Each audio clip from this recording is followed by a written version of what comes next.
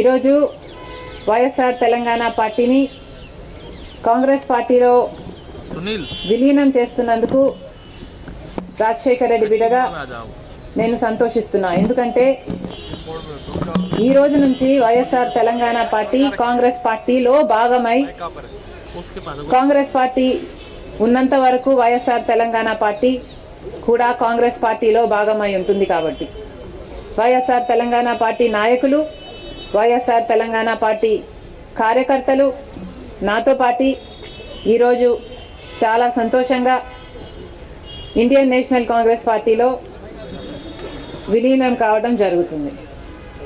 రాజశేఖర్ రెడ్డి గారు బ్రతికున్నంత కాలం నమ్మకంగా కాంగ్రెస్ పార్టీకి సేవ చేయడమే కాకుండా రాజశేఖర్ రెడ్డి గారు చనిపోయే నాటికి కూడా కాంగ్రెస్ పార్టీకి సేవ చేస్తూనే చనిపోయారు.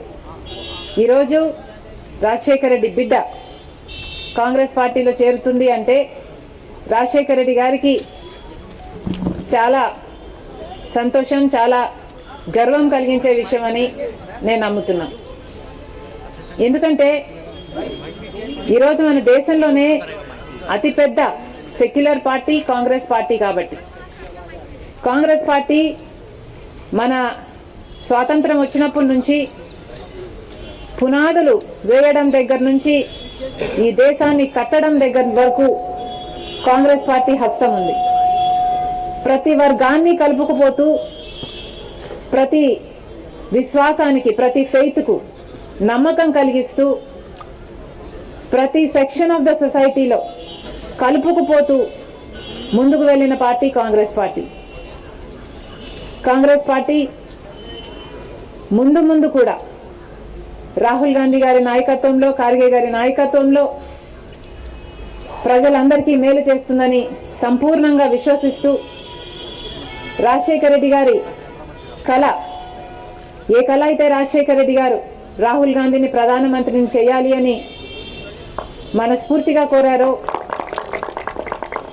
అది నెరవేర్చడానికి రాజశేఖర్ రెడ్డి గారి బిడ్డ మనస్ఫూర్తిగా పనిచేస్తుంది.